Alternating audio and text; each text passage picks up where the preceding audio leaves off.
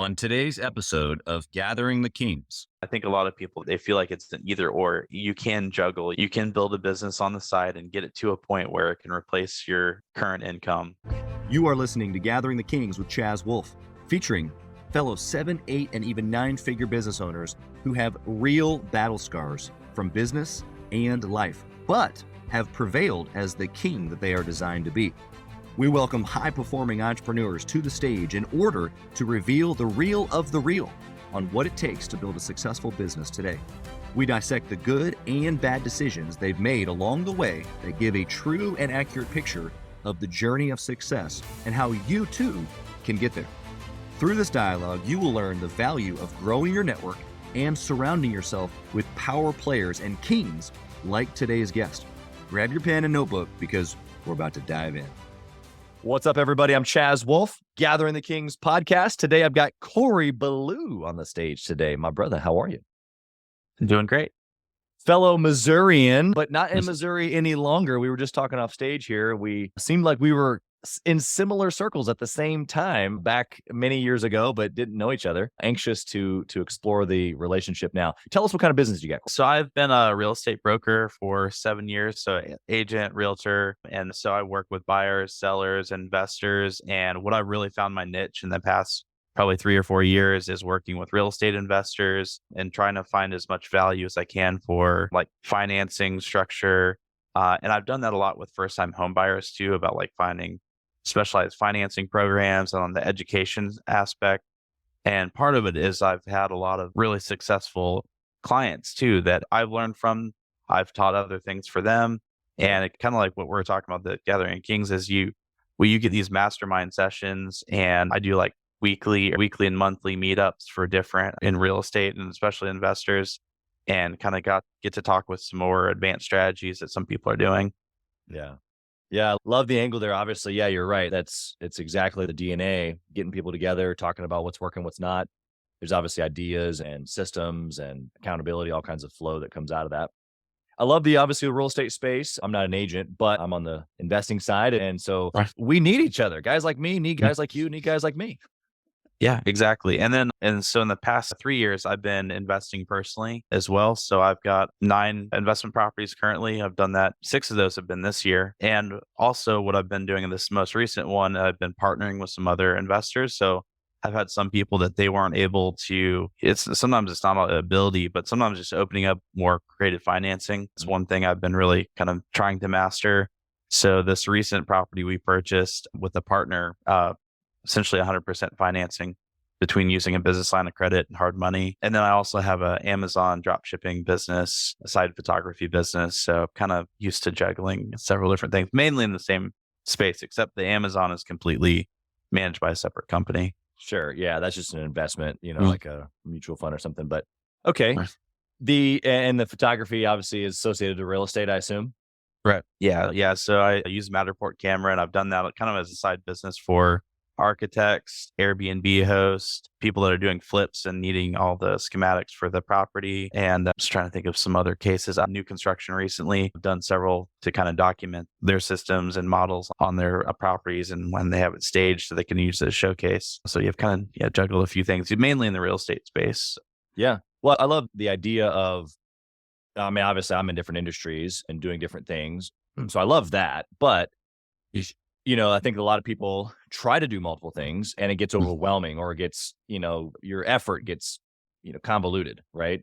And so when you say photography, someone immediately thinks, oh, geez, that's really different. But what I heard you say was there's a service that happens when you sell a home. There are lots of services actually when you sell a home. And one of them just happens to be photography. And if that fits into a skill set that you have or that you can manage, that seems like a good ancillary service to be able to offer. Yeah, definitely. And on that, it's creating like a 3D model, floor plans. So and mainly I've used that for my listings, and it just kind of added as another service. I've also done that recently for some wholesalers. So I've got in some of these investment properties before they started marketing it as well. Yeah, it's good. Kind of value add for some of our clients to send out. Love it. I love it how it started too, just because that's a lot of how a lot of our businesses started.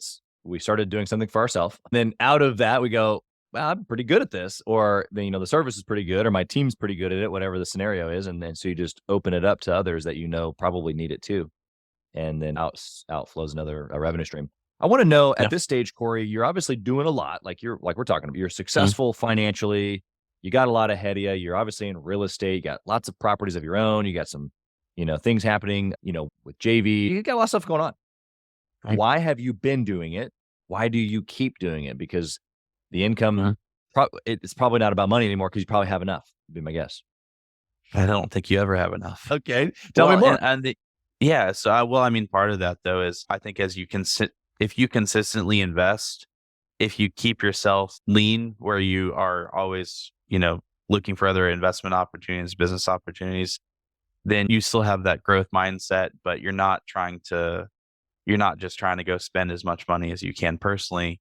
You're trying to grow other businesses, other value add. And even like whenever we list a rental for rent, I get like 200 inquiries on rentals. And I'm like, man, there's a huge demand for all these people that need housing. And a lot of them that don't want to buy. There's some people that talked with one lady recently. She was just on disability. There's some people that don't want to buy. And then, of course, the people that do want to buy, we want to help them as well find a house and eventually be able to show them how to creatively invest in real estate, whether that's using equity or retirement accounts or, different strategies. So yeah, I don't think we're not at a point where we're fully financially independent. I think we probably could if we cut all our expenses back between the Sure. Amazon business and then our rental income. But most of our income is based on our sales. So if you stop selling, you stop bringing the capital in. What's the greater Yeah. purpose, do you think? I mean, obviously you're grinding, you're saying you're reinvesting, like you said, if you had put some of those things into non-investments, maybe the lifestyle would look different or maybe more flashy or whatnot. Right. You probably have all that you need, but you're choosing to go broke, as they say, to Right. move things forward into the future. Mm. Why are you doing that? Like there's a deeper reason why you Sure. would consider the future versus now. Right. Yeah, certainly. Yeah, I think I have very different kind of lifestyle mindset from my parents. Of course, they had split up when I was like 5. So, and then I have my mom and stepdad. They're very conservative, and they've done a very responsible workout management job, banking job and the insurance, and then retire. And so they're at a comfortable retirement right now. My stepdad's working until he's 70, and they have a great lake house down. We talked about Lake Table Rock, small, modest size house, but near the lake. And then my dad he's like the money of your life, like. He travels the country on as little budget as he can, and he enjoys it. In the summer, he works at Kitty Hawk Heights. And I kind of look at the thing as like, I don't want to be limited by income. I want to be able to retire or step away from work when I want to. And also the big thing is I have a daughter that she's about to turn 6, and we pay for private school for her.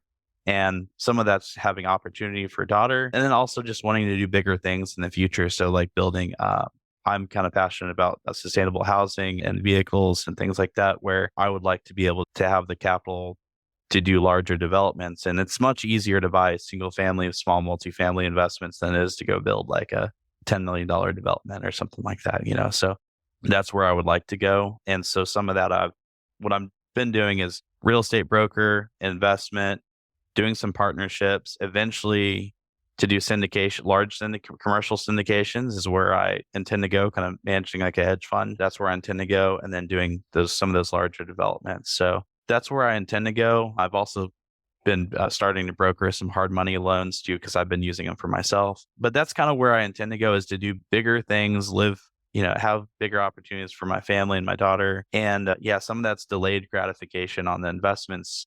But I think the other thing is I have one of our investors, and I've had a lot of influences from some of my clients. But one, he had an example of a parable. He had 2 people that are on their deathbed in the hospital. And one said, I finally paid off my house. And the other one that said, I finally have enough money to have my dream house.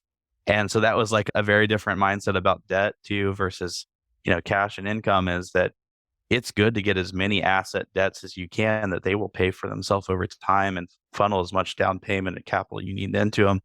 But those will grow and pay themselves off in the future. So you just kind of have to be patient and willing to continually invest. But that was a good example on the mindset about debt and good debt for buying assets. I think that was that investor. He's been doing healthcare, nursing assisted living. He started with like doing 50 single family. And now he's doing that on a different scale. Different scale. Yeah. The mindset, you've used a few words here. You've used delayed gratification. That's not that's not popular. Right. It's popular to talk about. Right. Fun and feels good to talk about. But in the moment of doing, where you literally choose the future versus now, or maybe a better way to say it, something greater in the future than whatever it is now. It's like choosing what you really want for later, as opposed to what you're settling for now, and being able to choose that is something that can be associated directly to success for sure. Right. And some of it's figuring out ways for your assets to be able to pay for the current expenses that you need to, is like that's the other part of that. Just like paying for private school, it's like $1,200 a month. You could either be $1,200 out of my budget, or it could be out of, investments and things like that. So I think the mindset there is you're trying to cover living expenses with something that isn't necessarily associated to your active income, although it takes active income, delayed gratification, and then the purposeful investing to be able to create what you're saying is then going to give you the lifestyle that you want. Otherwise, people look at, well, I'll just go ahead and get it today, and whatever it is, it's usually something that kind of like throws away the money, as opposed to, let me put it into things that then can buy me what I want later, and then the asset still is there. All right. And you can do this outside of any business. You don't have to be in real estate per se. Right. Yeah. Right. You can you can have a business. You can be listening today with a transportation, an Amazon store, and you can take your profits and you can invest in real estate or in other types of things that, like we're talking about, that are assets.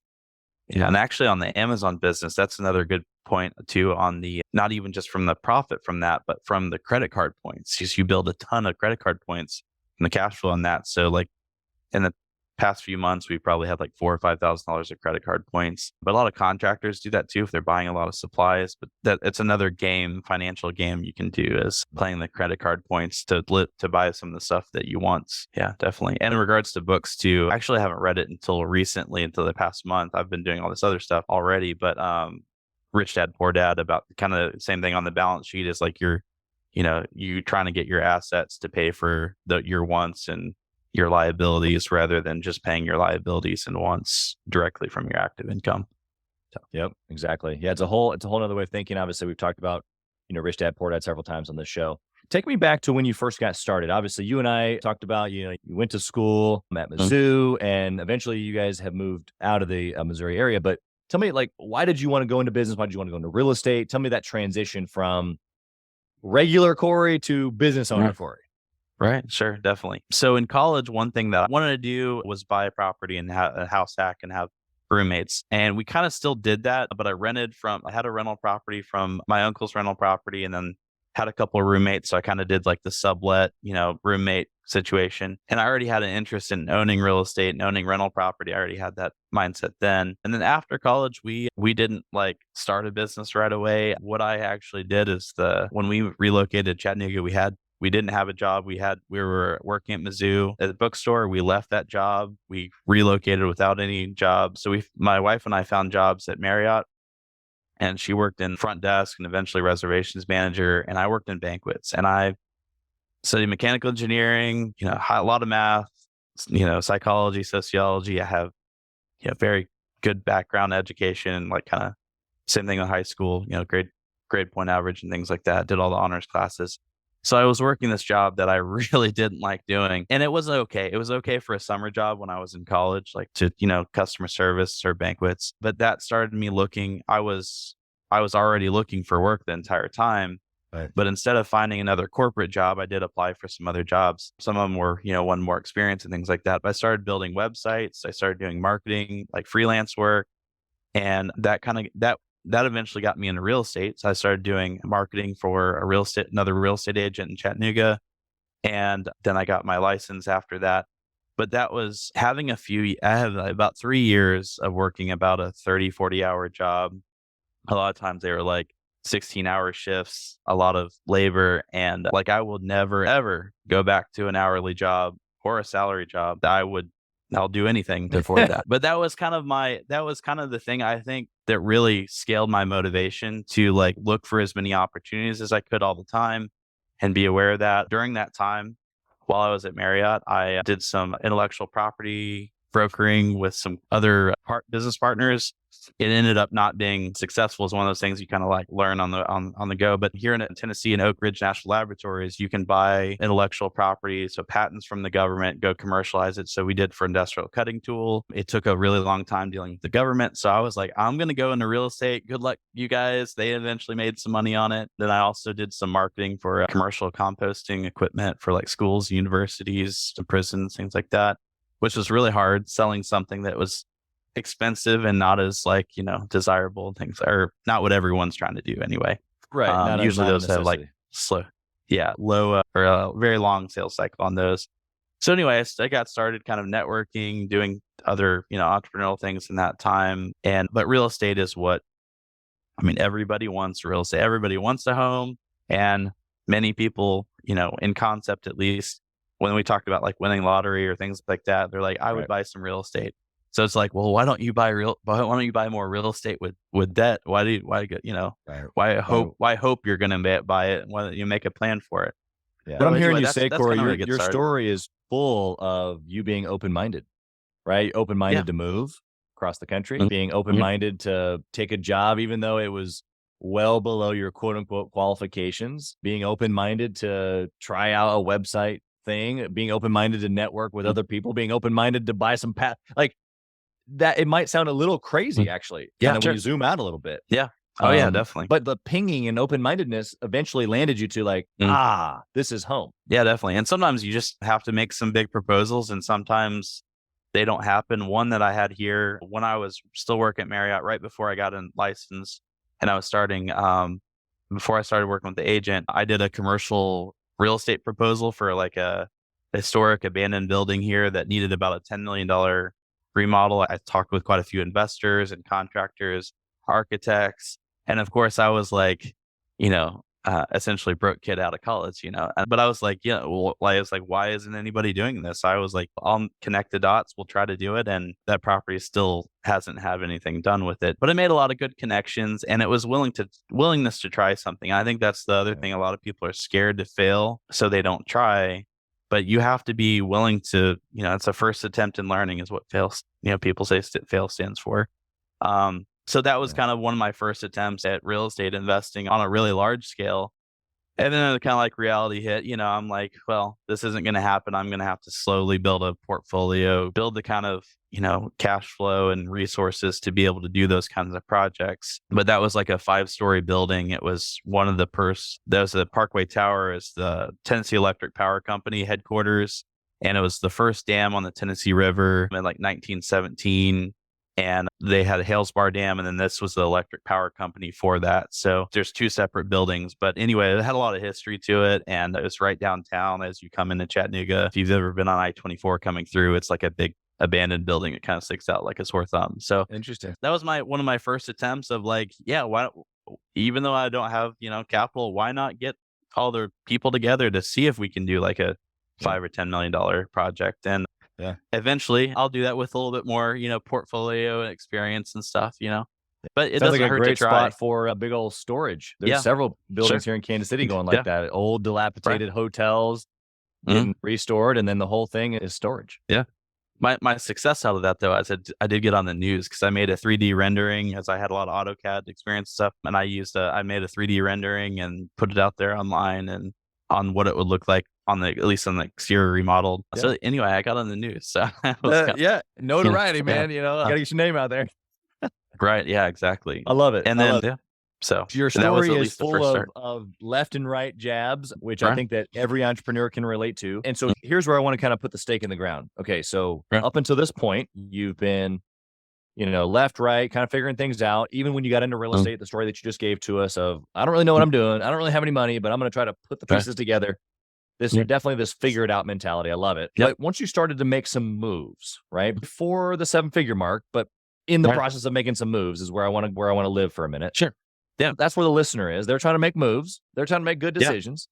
What was a Right. good decision that you made then that you can look back on and go, it's been a huge part of why I am where I am today? Well, getting my real estate license was one. And I started working with someone else that was already experienced and the agent that I was doing the marketing with. And the first 6 months, I sold 17 homes in 6 month period, which was pretty good for a new agent. Of course, there's some that like knock it out of the water even big, but I did get like a rookie of the year award thing for our brokerage and stuff. Yeah, And then I've incredible. since sold about 60 a year, 50 to 60 properties a year. But that was a big step, was getting licensed and be willing to work on commission. And Right. that was one thing. Well, that was one thing. When I was working at Marriott, there was quite a few other jobs that were all commission based. And I was like, oh, it's that mindset. They're like, oh, I don't want to work all on commission. But usually there's more opportunities in sales. The harder you work, the more upside you have. And that was a big thing of having like, taking a risk. Thankfully, my wife was still working at Marriott at the time. So we kind of had that balance where we did have the monthly income to pay our bare minimum expenses. But as soon as I started getting busy in real estate, after when I got licensed, I think maybe it was like only 2 weeks left I had at Marriott. And I was like, I can't miss a call. I can't miss a sales call to work a $9, $10 an hour job. So anyway, that was the biggest decision for me that really gave me opportunity. Was getting my real estate license. Hey, kings and queens, Chaz, Wolfe. I want to talk to you about something that's super important to me. We put a lot of time and effort, we meaning myself and my team, into this podcast, into the content that goes out every single day.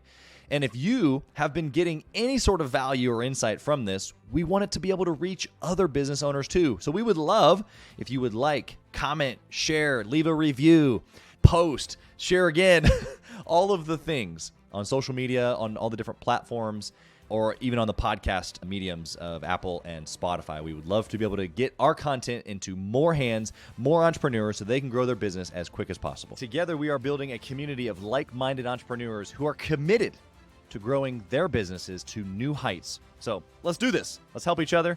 Let's help each other grow. What about in the business? So now you're growing, you're closing the 17, you said you're starting to get on this track early on of 50, 60 a year. What was a business decision that you made in there too? Because obviously taking the leap, I agree. Incredible, like life-changing. What was something unique inside the business? Maybe more tactical of like, okay, I decided to do this type of marketing or I hired this person, something like that.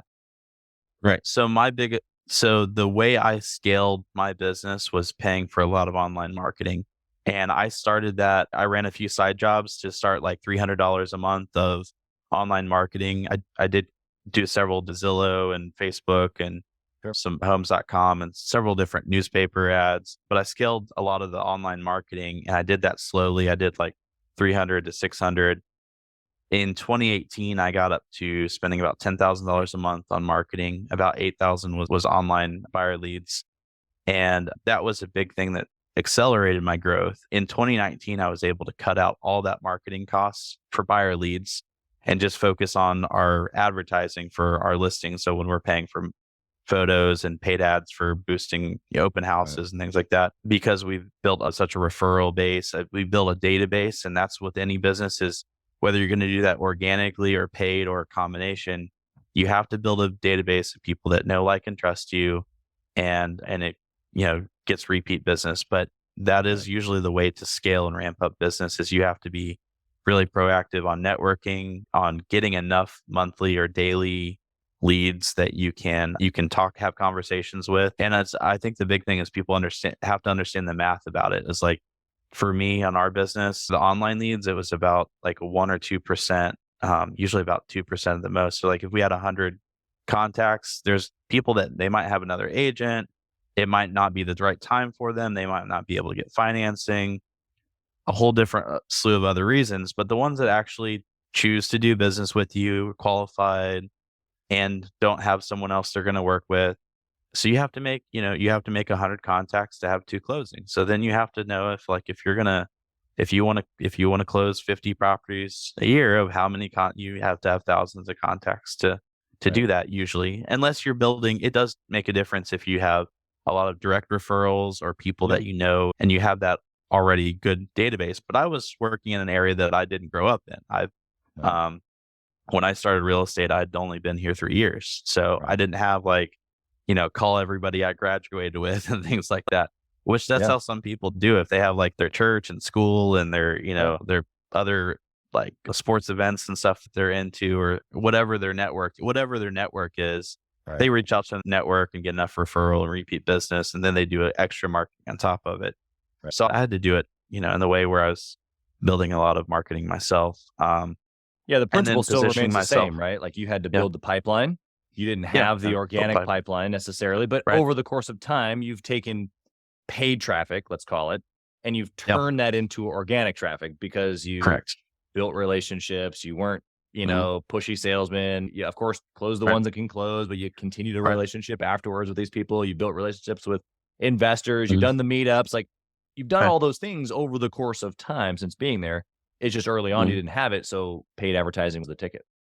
Right, it is, and I think the biggest thing that I did and very intentionally is try to learn as much as possible, and I always still continue.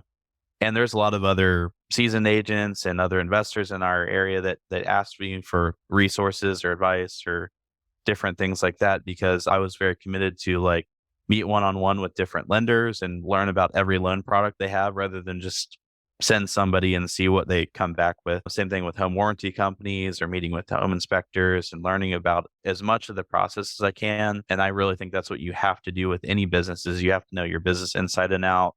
You can't just rely on other people to do it. You can eventually rely on other people to do it for you, but you have to know enough about what they're doing so that way you can be advised. It's, the full quote is like jack of all trades, master of none is better than a master of one.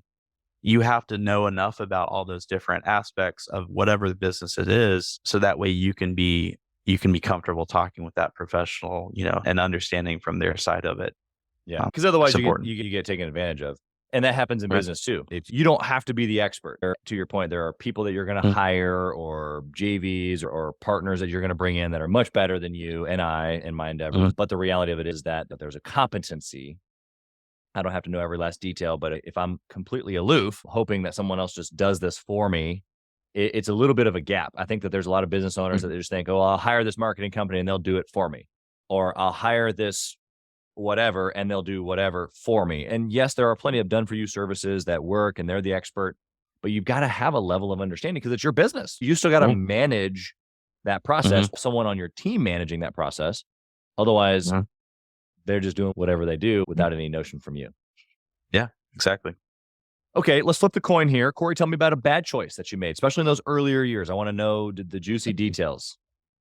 So one of the bad choices is Zillow is a great marketing source for agents. It's a good resource for people to, usually when they start looking and things like that. But anyway, I had hired 3 buyer's agents at the time and we built a team, real estate team. And that's usually a large way you can scale your business is have other people that are assisting you and you're training them. And I wanted to provide as much leads for them as possible so that they could go out and do more business. And I went from spending about $4,000 a month to about $8,000 a month in marketing. And then I had some of those buyer's agents that didn't work out, left for different health, life reasons, nothing necessarily on them, but I took too large of a jump in advertising. And so I had like a 6-month contract left that I had to pay out $8,000 a month. And it was just myself and one other agent. And we had enough leads essentially for 4 agents. And with those contracts, they're like, if you don't pay, it goes into collections and then you don't get the leads. So you better pay, get the leads. And then at the end of 6 months, you can end your contract or, modify your terms or whatever. Right. So that was an expensive decision. It put us, we've spent a lot in credit cards and, to ramp up business. I think that's a lot of times people think they have to have a lot of capital for that. But at the same time, you don't want to take you don't want to bite off more than you can chew. And we bit off a little bit more than we could chew. We have figured it out. I'm very creative with financing. I've never made a payment late myself on my, so, I just went to go get some more credit cards, pay it off, sell as much as I could to make sure I was paying my marketing bills. But that was a mistake. And we also had a co-marketing lender that changed their mind that they weren't locked in the 6 months like I was. So, sometimes strategic partners you have to have good agreements with. And so some of that was on me taking on too much and then not having a long enough agreement with one of the co-marketing partners on that. But yeah, that was a big mistake. And that's one that my wife and I talk about still some, it's like, she's like, you should have listened to me. And there's a lot of wisdom to that. You need to be on the same page. So.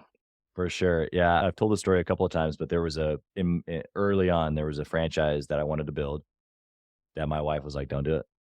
And I did it, of course. And yeah, that sucker cost me a lot of money and I ended up closing it. And good lessons to be learned out of that. But the number one is that I've said this before, even though my wife couldn't bring what I call a business case to why we shouldn't do it, there was no math, there was no reason, there was nothing that made sense to my logical brain of why we shouldn't. I had plenty of reasons why we should. I have since then learned that her voice, although maybe not business dialed in, there's something to it. And I need to just maybe pay a little bit more attention. Right. Yeah. Women's intuition, some of those, call it a download from heaven. I don't know, but definitely I pay attention a little closer nowadays. Yeah. And I think on major business decisions that regardless of who it is, you need to have some people that you can go to and talk to see of opinion of, is this a good endeavor to go? Am I doing it the right way? Or are there other better ways I could do it? And like an example could be if I raise some, more funds from a vendor, or I had a better contract with them, or I didn't jump into quite as much, I might have had a better situation with that. So that's always important to have some people of a panel, a board, or trusted advisor, mentor, somebody in your life that, helping those decisions. Yeah, exactly. I love it. Let's switch over to the speed round here. I've got a couple of different angled questions. I want to know if you obviously you're in different sectors, if you will, an industry, even potentially, if you depend on how you classify your businesses. Right. But if you dwindle them all down into one trackable metric, what is it? So for real estate, it's the amount of appointments to go on. And I used to track that really religiously when I was doing a lot of online leads. Since we've had a lot more organic business and referral, I don't track that as much as I used to. I think overall, though, what I track primarily now, and my goal is to have as much gross cash flow as I can per month, because I can use that wisely and looking at some other financial strategies. So, and even like the credit cards, it is on the Amazon business. It's about how much spending we can get for how much points or how much profit as well. So I think gross cash flow is important. And the other thing we've done in the past couple of years is look more of our net profit. And I think that's the scary thing that a lot of us, we do want the gross the cash flow is king on the monthly income. That's why some of that I've been looking at, but also your profit, looking at, can you put money in monthly profit somewhere, whatever vehicle that is, because it doesn't matter how much what business you own, what you're selling, anything, it's not sustainable. And so I think that's the really like when we're really getting down to the nitty gritty, is that there is a monthly profit, and doing profit and loss statements, or I have a spreadsheet that has every single expense that I pay for personal and business that I keep track of. And I'm, have to make sure that there's enough there. I pay probably like 50 different accounts or more on different items. So I've got to make sure that there's enough cash flow coming in for all the expenses.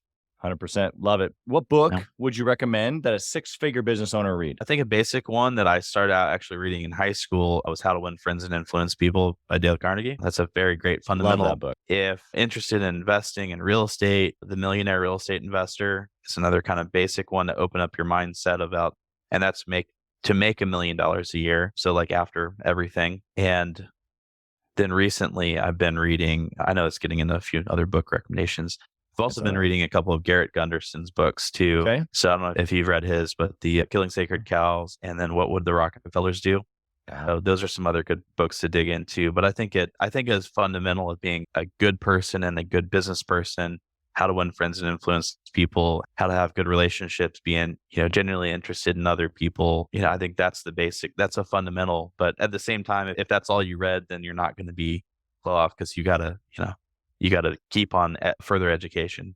Yeah, there's some other mindsets. You can win friends and influence people and probably get some good contracts, maybe some good relationships, maybe even make a lot of money. But then the delayed gratification and the investing mindset that you've given to us here today, the pressing forward, even cash flow, which even stems to eventual personal net worth, like all of those things, you wouldn't be able to get that from that one book. But I'll tell you what, that is a classic. And I had a client here recently that I told him about that book, I don't know, maybe 2 years or so ago. And he circled back to it for whatever reason. And he just in a different place, and was like, dude, Right. like Yeah. these are principles that don't go away ever. But when you come back, you're a different person. I do the same thing every year. I read Think and Grow Rich every single year. Yeah. I'm a different person when I read it every single year. So I need to refresh, Yeah. Right. Yeah, definitely. And also on the how to win friends and influence people, there's one for the digital age too. So, and that one, I think I had like skimmed through, but some of those other principles are just like how you take active relationships of having like, whether it's social media and like applying some of those principles to the digital age, because not everything's the same of like, I don't send handwritten letters. I send people happy birthday messages on like Facebook and LinkedIn or things like that. I think cards are still nice to do, but I just personally don't like. Nobody does them. Wait, so They break through the noise and in the digital age, as you say. Yeah. What do you think about networking and or masterminding with other entrepreneurs? I think it's been really valuable. And so what I do, one of the meetups I regularly go last Thursday of each month, there's a real estate investor meetup. And then on top of that, there's been a lot of other mastermind events. So we had like an investor weekend in 2020, right before COVID happened and everything. Snuck it in there. Yeah, that was a really powerful one that I had some really good context that really opened up my mind on some other concepts. And one was like, one guy did only private banking. He was a real estate investor that had never bought a investment property with a bank because he was like a former pastor. And so like he like did that right out of ministry. So he didn't have an income. And since then he's bought like 50 to 100 properties, and he has short-term private investors and long-term private investors. But he also already had a network of people that knew, like, and trust him. Yep. And that he was going to be a good steward of the money, for it was going to be secured on assets. So that was one thing that really opened my mind a lot on private financing, and kind of goes along with the hard money as well too, is there's a lot of things that sometimes people think they're like, I don't have the 25% down and 6 months cash reserves that would be required by like a conventional loan to invest. And even with other small businesses to start up, he could have started any other business, is that you can sell equity, you can raise capital. I've used a lot of no interest credit cards for different investments. So some of the properties I bought this year, I used business lines of credit, private money, and a no interest credit card, convenience checks. And I 100% financed about $1 million in real estate. So it was like, trying to consistently be creative. And I know people that are doing it on the commercial side where they're buying like $10 to $20 million properties and syndicating all the down payment, so they're doing on a much higher level on that. But 100%. The mindset remains. Yeah, definitely. And I think being creative and being willing to learn, and you don't know that until you're exposed to some of those kind of situations. So even if someone's creative and willing to learn, unless they're finding other people and networking with other people that are doing different strategies, they don't necessarily think about certain ways to do things like that. Right. Yep, exactly. All right. Well, I got a last question here for you, Corey. Yeah, sure thing. If you lost it all, what would you do? And if we lost it all, so all assets, all income, would we lose the credit too? That's another kind of question. Yes. Okay. All right. So essentially someone no job? No job. If they have no job. Okay, no job. You got nothing. Okay. Well, the first thing would be to get some sort of income coming in, whether that's, I think, a base job that has some income, and then a sales job. Because I think if you don't have some base income and you're having, like, you can't just do all the sales without some kind of base income. So I think some kind of base income, whether that's selling some products or it's a small job to pay the bills, building credit as quickly as possible. So secured credit cards and starting a business. So starting a business only $300 to $600. And it opens up so much more financing opportunity. But usually you need to have a good personal score and then build a good business score with your DUNS number. So I think that would be the thing I would do, is I would get some kind of, now I'm saying that I don't ever want to go back to an hourly job. So I'd probably find some products I could sell Yeah. and then get some base income. And then I would get some sort of either sales job and then start a side business. And I think a lot of people they feel like it's an either or. You can juggle. You can build a business on the side and get it to a point where it can replace your current income and then leave a side job. But I think a lot of people with the gig economy we have now doing like it doesn't have to be an hourly job. It can be Uber, or like for my photography, charge like about $100 an hour for that. I think you need to find a good, even if it's a small amount of work, something that's very high pay per hour. So like whether that could be mowing lawns, it could be Ubering, it could be doing freelance work online. I think a lot of people have these opportunities at home that they could be doing websites, they could be doing marketing, they could be doing calls. There's a lot of opportunities, and there's a lot of websites for that too. So that's what I would do to start kind of getting the baseline. And then from the business, then I would be investing in real estate, and I would be leveraging credit and my income to be able to start some investments. Yeah. Love it. Love the strategy, pinpointed down to the plan. I appreciate a mind like that. You said that you were, I can't remember exactly, but math, engineering, and psychology, basically, right? Yeah. Right. Yeah. I think that answer reflects all of those. Right. Yeah. Exactly. Yeah. Yeah, I mean, a lot of things you have to look at kind of holistically, and you can't just, segment. So, and also I think for, people that are young and interested in investing, I've only had one client do it so far, but house hacking and to buy a duplex or quadplex to live in one side, I think that's a really great way, but you have to have a W-2 income for that. So for example, if I was starting over, I probably wouldn't want to have 2 years of W-2 before I started, my entrepreneurship again. Right. But that's a really great way to lower expenses plus build income. And then they can move out of that property, go buy another property to do that in, and easily build a portfolio over a couple of years doing that. Yep, 100%. Corey, how can the listener connect with you? Online, email? How can they find you? Yeah, so Corey Ballew, you can either go on Twitter. I mainly use Facebook, though. It's just my big thing is on Facebook. And it's the Ballew team is our real estate business. So it's THE, and then Ballew is BALEW. And so real estate, I can help with people looking to buy, sell, invest. Also, I can do hard money in about 40 states and help with either fix and flip loans up to $2 million, rental loans, usually about like $400,000 or $500,000, or bridge loans for up to 2 years. And as the rates are getting higher, a lot of the hard money is about the same as some of our conventional lenders, like a point higher, or 2 points higher. I've got between some of these I purchased this year between 6.5 to 8.8 for most of the hard money loans for the company I've used. The most recent fix and flip one was at like 11.5%, but that was a 6-month loan. So anyway, I can help with financing. And then the company that we partner with for Amazon, the Amazon automation, I can get connected people if they want to start that and do that as well. So, cool. But yeah, Facebook is good. My phone number though is 423-529-0696. And usually texting me is the best way to get in touch with me, though. And I prefer to, initially get who someone is and get text, and then set up a time to call. And because I do have quite a few things going on, I always have time for people.